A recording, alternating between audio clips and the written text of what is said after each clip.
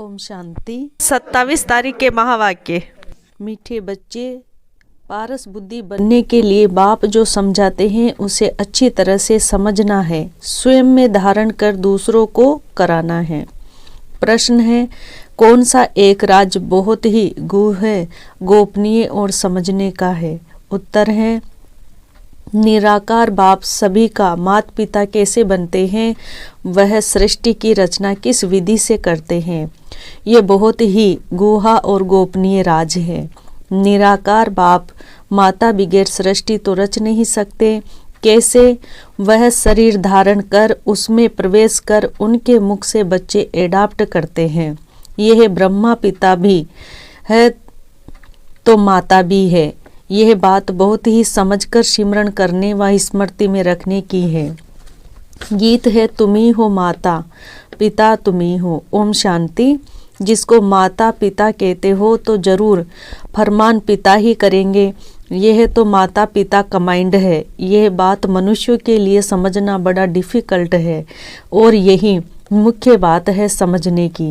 निराकार परम पिता परमात्मा जिसको पिता कहा जाता है उनको माता भी कहते हैं। यह वंडरफुल बात है। परम पिता परमात्मा मनुष्य सृष्टि रचेगा तो जरूर माता चाहिए।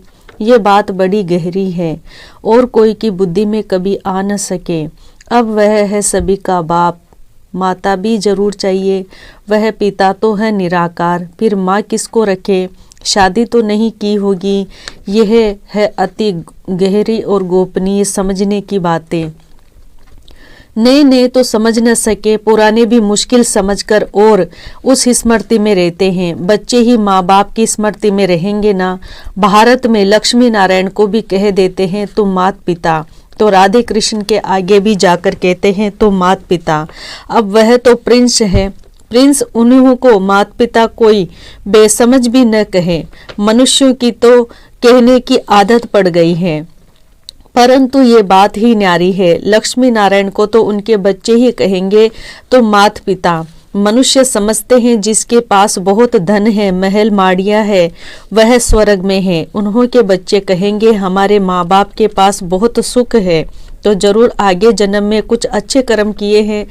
अच्छा, यह जो गाया जाता है तो माता पिता तो परम पिता परमात्मा रचयिता तो एक है जिसके हम बच्चे हैं, वह भी निराकार है। हम आत्माएं भी निराकार हैं, परंतु निराकार फिर सृष्टि कैसे रचते हैं? माता बगैर तो सृष्टि रच नहीं जा सकती।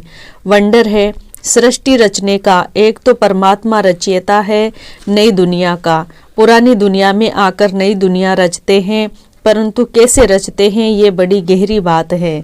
जो निराकार को हम माता पिता कहते हैं, बाप खुद समझाते हैं मैं बच्चों को एडाप्ट करता हूँ। पेट से बच्चे निकलने की बात ही नहीं, इतने ढेर बच्चे पेट से कैसे निकलेंगे?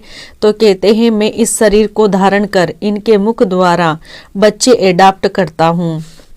यह ब्रह्मा पिता भी है, मनुष्य सृष्टि रचने वाला, और माता भी है जिसके मुख से बच्चे एडाप्ट करता हूँ। इस रीति बच्चों को एडाप्ट करना यह सिर्फ बाप का काम है। सन्यासी तो कर न सके। उन्हों के जिज्ञासु फॉलोवर्स शिष्य, यहाँ तो हुई रचना की बात, तो बाबा इनमें प्रवेश करते हैं। यह मुख्य वंशावली जो कहते हैं तो माता पिता तो माता ये सिद्ध हुई, वह बाप इसमें प्रवेश हो रचते हैं।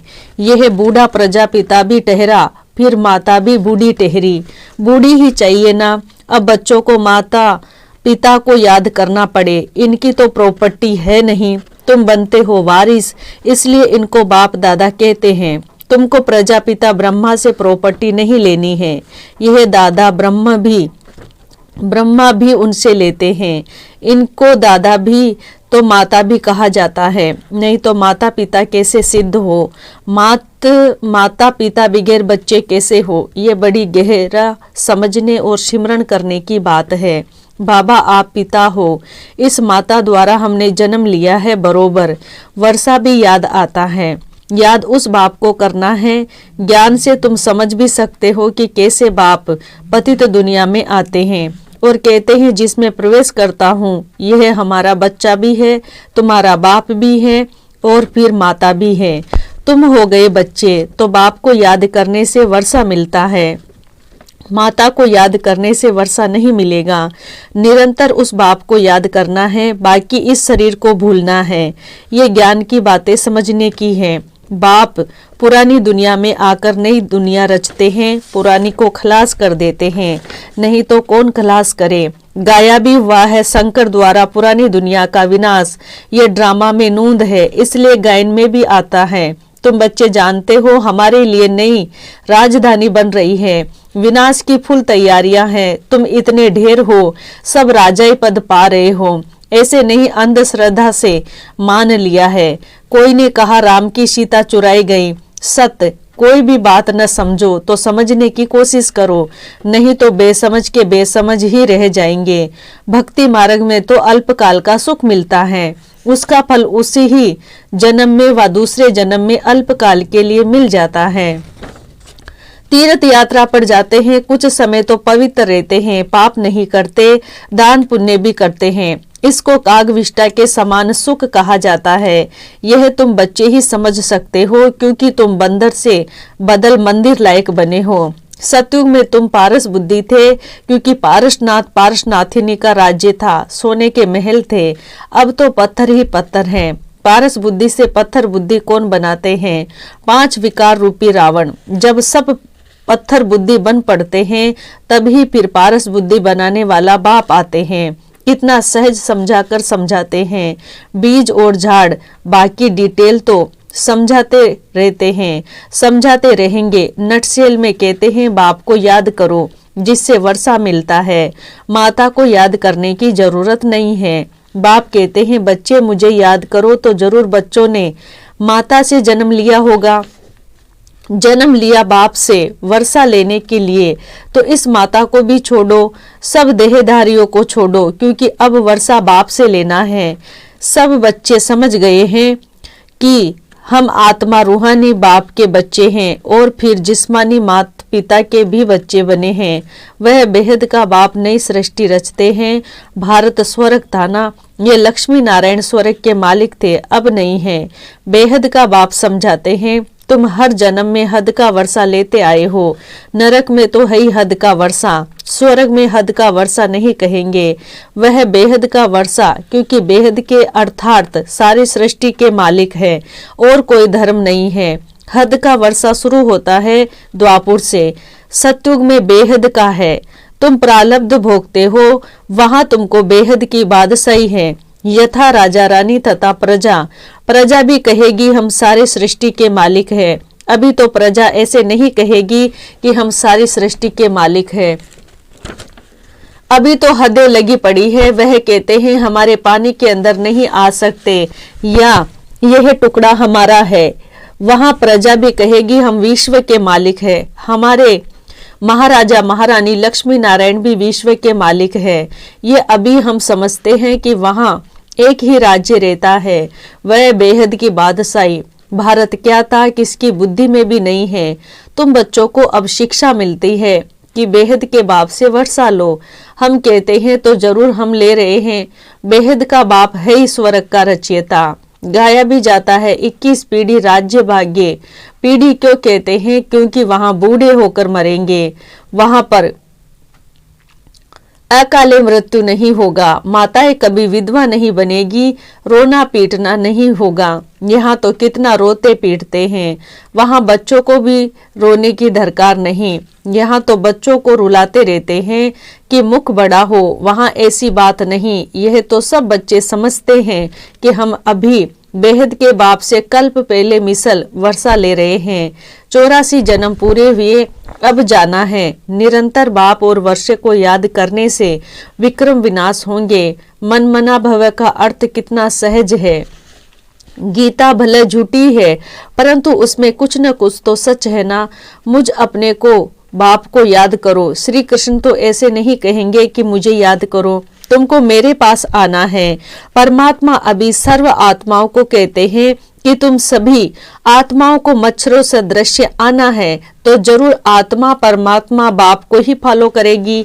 श्री कृष्ण ऐसे नहीं कहेंगे कि मुझ आत्मा को याद करो, उनका नाम ही कृष्ण है। आत्मा कोई भी नहीं कह सकती। आत्माएं सभी भाई भाई हैं। यह तो बाप कहते हैं मैं निराकार हूँ, मुझ परम आत्मा का नाम है शिव। तो कृष्ण कैसे कहेंगे, उनको तो शरीर है, शिव बाबा को तो अपना शरीर है नहीं। शिव बाबा कहते हैं बच्चे तुम्हें भी पहले अपना शरीर नहीं था, तुम आत्मा निराकार थी, फिर शरीर लिया है। अब तुमको ड्रामा के आदि मध्य अंत की स्मृति आई है। बाप सृष्टि कैसे कब और क्यों रचते हैं, सृष्टि तो है ना, गायन भी है। ब्रह्मा द्वारा नई सृष्टि की रचना की तो जरूर पुरानी सृष्टि से ही नई सृष्टि की रचना करते होंगे। कहते भी हैं मनुष्य से देवता बनाया। बाप कहते हैं मैं तुमको इस पढ़ाई से मनुष्य से देवता बनाता हूँ। पूज्य देवता थे फिर पुजारी बन गए हो। मनुष्य तो समझते नहीं हैं कि 84 जन्म कैसे लेते हैं। क्या सभी 84 जन्म लेंगे? सृष्टि वृद्धि को प्राप्त करती रहती है, तो सभी कैसे 84 जन्म लेंगे? जरूर जो पीछे आएंगे उनके जन्म कम होंगे। 25-50 वर्ष के अंदर 84 जन्म कैसे लेंगे? यह है स्वदर्शन चक्र। उन्होंने फिर स्वदर्शन चक्र को एक हथियार का रूप बना दिया है। अब तुम आत्माओं को ये स्मृति आई है कि हमने 84 जन्म ऐसे ऐसे भोगे हैं। अभी चक्र पूरा होता है, फिर से ड्रामा को रिपीट करना है। पहले पहले आदि सनातन देवी देवता धर्म जरूर आना चाहिए, जो प्राय लोप हो गया है। मनुष्य कहते हैं हे गॉड फादर रहम करो, तो बाप कहते हैं अच्छा तुमको दुख से लिबरेट कर सुखी बनाता हूँ। बाप का काम ही है सबको सुखी बनाना, इसलिए मैं कल्प कल्प आता हूँ, आकर भारत को हीरे जैसा बनाता हूँ, बहुत सुखी बनाता हूँ, बाकी सबको मुक्ति धाम भेज देता हूँ। भक्त चाहते भी हैं भगवान से मिलने, क्योंकि सुख के लिए तो सन्यासियों ने कह दिया है कि यह काग विष्टा समान सुख है। और दूसरा फिर कहते हैं इस ड्रामा के खेल में फिर आए ही नहीं, मोक्ष को पाले। अब मोक्ष तो मिलना नहीं है, यह है बना बनाया ड्रामा। सारी सृष्टि की हिस्ट्री ज्योग्राफी को तुम बच्चे अभी जानते हो कि यह कैसे चक्र लगाती है, जिसको ही स्वदर्शन चक्र कहा जाता है। यह जो दिखाते हैं स्वदर्शन चक्र से सभी के सिर काटे, कंस वध का नाटक दिखाते हैं। ऐसे कुछ भी है नहीं, यहाँ हिंसा की बिल्कुल बात ही नहीं। ये तो है पढ़ाई, पढ़ना है, बाप से वर्षा लेना है। बाप से वर्षा लेने के लिए किसको कत्ल करते हैं क्या? वह होता है हद का वर्षा। यह है बेहद के बाप से बेहद का वर्षा लेना। गीता में लड़ाई आदि की कितनी बातें लिख दी है, वह तो कुछ भी है नहीं। पांडवों की लड़ाई वास्तव में कोई के साथ नहीं है, यह तो योग बल से बेहद के बाप से तुम बच्चे वर्षा ले रहे हो नई दुनिया के लिए। इसमें लड़ाई की कोई बात ही नहीं। अच्छा, मीठे मीठे सिकी लदे बच्चों प्रति माता पिता बाप दादा का याद प्यार गुड मॉर्निंग। रूहानी बाप की रूहानी बच्चों को नमस्ते। हम रूहानी बच्चों की रूहानी बाप दादा को याद प्यार गुड मॉर्निंग और नमस्ते नमस्ते नमस्ते। शुक्रिया बाबा, शुक्रिया बाबा, शुक्रिया। धारणा के लिए मुख्य सार है। नंबर 1 में शिव बाबा ने कहा कि बाप से 21 पीढ़ी का वर्षा लेने के लिए निरंतर बाप और वर्षे को याद करने का पुरुषार्थ करना है, किसी भी देहधारी को याद नहीं करना है।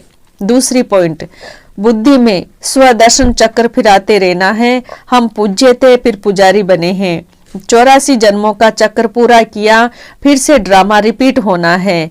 हमें पुजारी से पूज्य बनना है, ये स्मृति ही स्वदर्शन चक्र है। वरदान है समानता द्वारा समीपता की शीट ले, फर्स्ट डिवीजन में आने वाले विजय रत्न भवे। समानता द्वारा समीपता की शीट ले, फर्स्ट डिवीजन में आने वाले विजय रत्न भवे।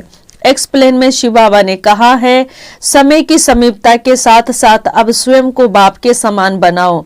संकल्प, बोल, कर्म, संस्कार और सेवा सब में बाप जैसे समान बनना अर्थात समीप आना। हर संकल्प में बाप के साथ का सहयोग का स्नेह का अनुभव करो। सदा बाप के साथ और हाथ में हाथ की अनुभूति करो तो फर्स्ट डिवीजन में आ जाएंगे। निरंतर याद और संपूर्ण स्नेह एक बाप से हो तो विजय माला के विजयी रत्न बन जाएंगे। अभी भी चांस है, टू लेट का बोर्ड नहीं लगा है। स्लोगन है, सुखदाता बन अनेक आत्माओं को दुख अशांति से मुक्त करने की सेवा करना ही सुखदेव बनना है। सुखदाता बन अनेक आत्माओं को दुख अशांति से मुक्त करने की सेवा करना ही सुखदेव बनना है। अच्छा, ओम शांति, सुख शांति।